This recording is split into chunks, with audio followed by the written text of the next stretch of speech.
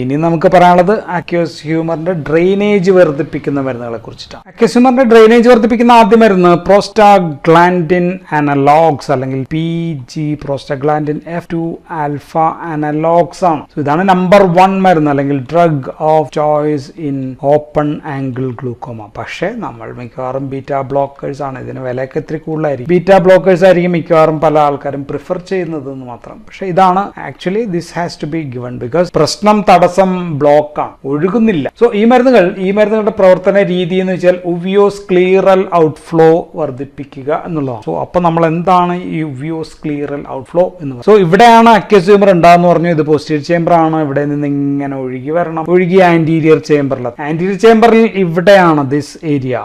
ഇത് കോർണിയാണ്, കോർണിയ ഇത് sclera, cornea തീർന്ന് സ്ക്ലീറയാവുന്ന ഭാഗം, അത് രണ്ടും കൂടി ചേർന്ന ഭാഗത്തെ നമ്മൾ ലിംബസ് എന്നാണ് പറഞ്ഞത്. ലിംബസിനകത്ത് there is a sinus venosus called as canal of Schlimm. So ഇത് canal of Schlimm ആണെന്ന് വിചാരിക്കുക. ആൻഡ് canal of Schlimmന്റെ ഇതിന് ചുറ്റുമായിട്ട് ഇങ്ങനെയുള്ളതാണ് ട്രബിക്കുലാർ മെഷ് വർക്ക് എന്ന് പറയുന്ന സംഭവം. ഇവിടെ നിന്ന് ഇങ്ങനെയാണ് ഇത് പോവേണ്ടത്, സാധാരണ രീതിയിൽ പോകുന്നത് ട്രബിക്കുലാർ മെഷ് വർക്കിലൂടെയാണ്. 90% ഇതിലൂടെയാണ് പോവുക. അക്വസ് ഹ്യൂമർ ഇങ്ങനെ പോയിട്ട് അവസാനം വെയിനിലേക്കാണ് എത്തുക. ഓക്കെ, വെയിൻസിനൊക്കെ തിരിച്ചെത്തും. സോ ബ്ലഡിൽ ആർട്ടറിൽ നിന്നുണ്ടായി വെയിനിലേക്ക് തിരിച്ചു പോകും. സോ ഇനി മറ്റൊരു വഴിയുണ്ട്. മറ്റൊരു വഴിയാണ് ഉവിയോസ് ക്ലീറൽ ഔട്ട്ഫ്ലോ എന്ന് പറയും. സോ ഇവിടെ this is going to the ciliary മസിൽസിലേക്കാണ് പോവുക. സീലിയറി മസിൽ ഇതൊരു 10% മാത്രമാണ് ഈ റൂട്ടിലൂടെ പോകും. തിരിച്ച് സീലിയറി മസിൽസിലെ സ്ക്ലീറയിലൂടെ ഇങ്ങനെ അങ്ങ് പോയി എപ്പിസ്ക്ലീറൽ വെയിൻ, എപ്പി എന്ന് വെച്ചാൽ മുകളിൽ, സ്ക്ലീറയുടെ മുകളിലുള്ള എപ്പിസ്ക്ലീറൽ വെയിനിലേക്ക് പോകുന്നു. So this A secondary pathway ആണ്. വെറും 10% മാത്രമാണ് സാധാരണ രീതിയിൽ പോകുക എന്നാണ് പറഞ്ഞത്. So it's A lateral drainage path. So PGF2 alpha ഈ വഴിയാണ് കൂട്ടുക. ഈ വഴിയിൽ ചെറിയ തടസ്സങ്ങളുണ്ട്. പക്ഷെ ഈ വഴിയും കൂടി തുറന്നു കൊടുക്കുകയാണെങ്കിൽ, അല്ലെ, ഒരു വഴിയിൽ തടസ്സം ഉണ്ടെങ്കിൽ അടുത്ത വഴി തുറന്നു കൊടുത്തു കഴിഞ്ഞാൽ കൂടുതൽ അങ്ങോട്ടേക്ക് പോകും. So increased ADH drainage. So PGF2 alpha അഗോണിസ്റ്റുകളാണ് നമ്മൾ ഉപയോഗിക്കുക. So it's a first line drug എന്ന് പറഞ്ഞു. ഓക്കെ, ഈ മരുന്നുകൾക്ക് കാർഡിയോ പൾമണറി സൈഡ് എഫക്ട്സ് ഒക്കെ വളരെ കുറവാണ്. So no cardiovascular or pulmonary side effects ഇല്ല. വൺസ് ഡോസിങ്, ദിവസം ഒരു നേരം കൊടുത്താൽ മതി. ആൻഡ് മറ്റു മരുന്നുകളൊക്കെ പ്രൊഡക്ഷൻ കുറയ്ക്കുന്നു, ഇത് ചെയ്യുന്നു. അപ്പോൾ രണ്ടും കൂടി കൊടുത്തു കഴിയുമ്പോൾ കൂടുതൽ എഫക്റ്റീവ് ആകും. അഡിറ്റീവ് എഫക്ട് ഓർ കൂടുതൽ എഫക്ട് കിട്ടുകയും ചെയ്യും. സോ മരുന്നുകൾ ഏതൊക്കെയാണെന്ന് വെച്ചാൽ ഒന്ന് ലെറ്റാനോപ്രോസ്റ്റ് ആണ്, ബിമാറ്റോപ്രോസ്റ്റ് ആണ്. അടുത്തത് ബിമാറ്റോപ്രോസ്റ്റ് ഉണ്ട്. ദെൻ ട്രാവോപ്രോസ്റ്റ്, ദെൻ അടുത്തത് ടാഫ്ലൂപ്രോസ്റ്റ്, ദെൻ ഉനോപ്രോസ്റ്റോൺ എന്ന് പറയുന്ന ഒരു മരുന്ന് കൂടി ഉണ്ടായിരുന്നു, ഉനോപ്രോസ്റ്റോൺ. പക്ഷേ US-ലൊക്കെ നിരോധിച്ചിട്ടുള്ള അല്ലെങ്കിൽ വിഡ്രോൺ ആണ്, അതുകൊണ്ടാണ് ഞാൻ അതിനെപ്പറ്റി പറയാത്തത്. ദെൻ ഏറ്റവും പൊട്ടന്റ് ടാഫ്ലൂ ആണ്. ടാഫ്ലൂ എന്ന് വെച്ചാൽ 0.0015% മാത്രമാണ് നമ്മൾ ഉപയോഗിക്കുക. ദെൻ ട്രാവ ആണെങ്കിൽ 0.04 ആണ്, ലെറ്റാനോ ആണെങ്കിൽ 0.05 ആണ്, ബിമാറ്റോ 0.04 ആണ്. And this latanoprost is a pro drug. അത് ഇവിടെ എത്തിക്കഴിഞ്ഞാൽ കണ്ണിനകത്തുള്ള കോർണിയൽ എസ്ട്രേസ് വഴി ആക്റ്റീവ് ഡ്രഗ് ആയിട്ട് മാറുന്ന മരുന്നാണ്. സോ ഈ മരുന്നുകൾ ഉവിയോസ് ക്ലീറൽ ഔട്ട്ഫ്ലോ ആണ് വർദ്ധിപ്പിക്കുന്നത് ഞാൻ പറഞ്ഞു. സോ സാധാരണ 10% മാത്രം പോകുന്ന വഴിയാണ്. സോ മോർ എഫക്റ്റീവ് ആകും. ഇവിടെ ഈ സിലിയറി മസിൽസിനകത്ത് ഇടയിലുള്ള പല എക്സ്ട്രാ സെല്ലാർ മാട്രിക്സ്, ഇവിടെ എക്സ്ട്രാ സെല്ലാർ മാട്രിക്സ് ഉണ്ടാവില്ല. ഇവിടെ പല എൻസൈംസ് ലൈക്ക് മെറ്റാലോപ്രോട്ടീനേസ് എന്ന് പറയുന്നത്, കൊളാജിനേസ്, ഇതിനെയൊക്കെ ആക്റ്റീവ് ആക്കിയിട്ടാണ്, ഇതിനെയൊക്കെ ദ്രവിപ്പിച്ചിട്ട് അലിയിപ്പിച്ചിട്ടാണ് ഇതിലേക്ക് കൂടി ഇങ്ങനെ അലിയിപ്പിച്ച്. സോ അതുകൊണ്ട് റിഡക്ഷൻ ഇൻ ഹൈഡ്രോളിക് റെസിസ്റ്റൻസ്, വെള്ളത്തിനുള്ള ഇവിടെയുള്ള റെസിസ്റ്റൻസ് കുറയും, ഈ വഴി പോകാമല്ലോ. ഇതിന്റെ പ്രധാനപ്പെട്ട ഗുണം എല്ലാത്തരം ഗ്ലൂക്കോമയിലും കൊടുക്കാം. പ്രൈമറി ഓപ്പൺ ആംഗിൾ ഗ്ലൂക്കോമയിൽ കൊടുത്തോ.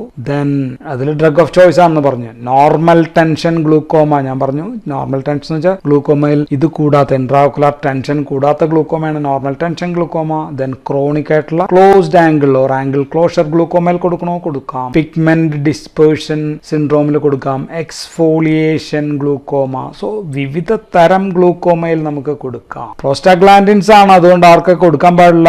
പ്രഗ്നൻസ്, ഗർഭിണികൾ കൊടുക്കാൻ പാടില്ല, മുലയൂട്ടുന്നവരിൽ കൊടുക്കാൻ പാടില്ല, കുട്ടികളിൽ കൊടുക്കാൻ പാടില്ല. പ്രോസ്റ്റാഗ്ലാൻഡിൻസ് എപ്പോഴാണ് കൂടുക? സാറിന് ഇൻഫ്ലമേഷൻ ഉള്ളപ്പോഴാണ് പ്രോസ്റ്റാഗ്ലാൻഡിൻ കൂടുക. സോ ഇൻഫ്ലമേറ്ററി കണ്ടീഷൻസ് ഉള്ള ഗ്ലൂക്കോമയിൽ ഒന്നും കൊടുക്കാൻ പറ്റില്ല. അപ്പോൾ നമ്മൾ ഓപ്പറേഷൻ കഴിഞ്ഞിട്ട് ഈ മരുന്ന് കൊടുത്തേക്കാന്ന് വെച്ചാൽ പറ്റില്ല. കാരണം ഓപ്പറേഷൻ കഴിയുമ്പോൾ അവിടെ എന്തായാലും ചെറിയ രീതിയിൽ ചെറിയ പ്രശ്നങ്ങളൊക്കെ ഉണ്ടായി. സോ പോസ്റ്റ് ഓപ്പറേറ്റീവ് കേസസിലെല്ലാം ഒഴിവാക്കേണ്ടി വരും. അവിടെ എല്ലാം ഐറൈറ്റിസ്, ഇവിടെ എന്തെങ്കിലുമൊക്കെ ഡാമേജ് ഉണ്ടാകും. സോ അത് കൂടുതലാവാനുള്ള ചാൻസ്. ദെൻ ഉവൈറ്റിസ് ഗ്ലൂക്കോമ, അതും പ്രശ്നമാണ്. ഉവൈറ്റിസ് ദാറ്റ്സ് ആൻ ഇൻഫ്ലമേഷൻ ആണ്. ഉവൈറ്റിസ് ഗ്ലൂക്കോമയിൽ കൊടുക്കാൻ പാടില്ല.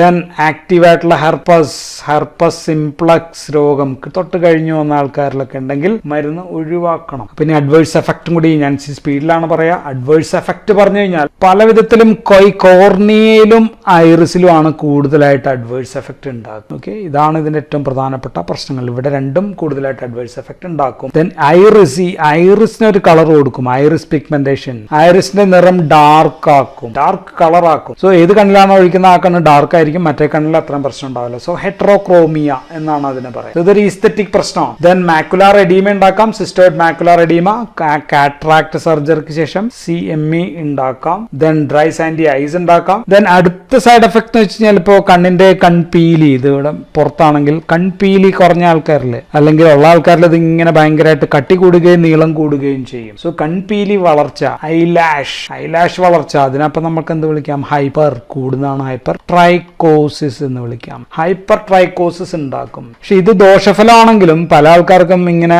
കണ്ണിൽ ഇവിടെ പീലി ഇല്ലെങ്കിൽ കട്ടി കൂടിയ നല്ല ലുക്കായിരിക്കും. സോ ഇത് കോസ്മെറ്റിക്കലി ഉപയോഗിക്കുന്നുണ്ട്. ഇപ്പോൾ ഉദാഹരണത്തിന് ബിമാറ്റോപ്രോസ്റ്റൊക്കെ അതിനുവേണ്ടി മാത്രം ഇപ്പം മരുന്നായിട്ട് ഇറക്കുന്നു. സോ ദോഷകരമാണെങ്കിലും 0.3% കൺപീലി വർദ്ധിപ്പിക്കാൻ വേണ്ടി മാത്രം വരുന്നുണ്ട്. ദെൻ കണ്ണിന്റെ താഴത്ത്, ഇപ്പൊ ഇത് കണ്ണാണെങ്കിൽ ഇവിടെയൊക്കെ periorbital skin hyperpigmentation ഉണ്ടാക്കും. Then increased orbital fat atrophy ആണ് മറ്റൊരു പ്രശ്നം. ഇതൊക്കെയാണ് പ്രധാന പ്രശ്നം. പിഗ്മെന്റേഷൻ ഒക്കെയാണ് പ്രധാനപ്പെട്ട പ്രശ്നം. ഇനി ഈ ഗ്രൂപ്പിൽ ഒരു പുതിയ മരുന്നിനെ കുറിച്ച് പറയാം. ആ മരുന്നിന്റെ പേര് ലറ്റാനോപ്രോസ്റ്റീൻ ബുനോഡ് എന്നാണ്. സോ ലറ്റാനോപ്രോസ്റ്റീനിൽ 2 മരുന്നുണ്ട്. ഒന്ന് ലറ്റാനോപ്രോസ്റ്റനോയിക് ആസിഡ്. സോ അതാണ് നമ്മുടെ PGF2 ആൽഫ എന്ന് പറയുന്നത്. സോ എന്താണ് ഈ ബുനോഡ് എന്ന് പറഞ്ഞു കഴിഞ്ഞാൽ ബ്യൂട്ടേൻ ഡയോൾ മോണോനൈട്രേറ്റ് ആണ്. Butanediol mononitrate. So nitrate ഉണ്ട്. So it's a nitrate donor ആണ്. മാക്കുലാർ ഡയലേഷൻ, വെസൽസ് ഡയലേറ്റ് ചെയ്യാം. സോ എവിടെയാണ് ഇത് ഡയലേറ്റ് ചെയ്യുന്നത് വെച്ചാൽ ട്രെബിക്കുലാർ ഔട്ട്ഫ്ലോ കൂട്ടും. സോ ദിസ് ക്യാൻ ഇൻക്രീസ് ട്രെബിക്കുലാർ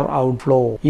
ഇത് നമ്മൾ പറഞ്ഞത് ഉവിയോസ്ക്ലീറൽ ഔട്ട്ഫ്ലോ എന്നാണ് പറയുന്നത്. സോ PGF2 ആൽഫ ഉവിയോസ്ക്ലീറൽ ഔട്ട്ഫ്ലോ, അതായത് ഇങ്ങോട്ടേക്കുള്ള ഇതാണ് ഉവിയോസ്ക്ലീറൽ ഔട്ട്ഫ്ലോ വർദ്ധിപ്പിക്കുക. സോ ട്രബിക്കുലാർ ഔട്ട്ഫ്ലോ ഇതാണ് നോർമൽ ഔട്ട്ഫ്ലോ. ഇതിനെ കൂടെ വർദ്ധിപ്പിക്കുന്ന മരുന്നാണ് ബുനോഡ് എന്ന് പറയുന്നത്. സോ രണ്ടും കൂടി ചേർന്നാണ് ഉവിയോസ്ക്ലീറൽ ആൻഡ് ട്രബിക്കുലാർ ഔട്ട്ഫ്ലോ വർദ്ധിപ്പിക്കുന്ന മരുന്നാണ് ലറ്റാനോപ്രോസ്റ്റീൻ ബുനോഡ്.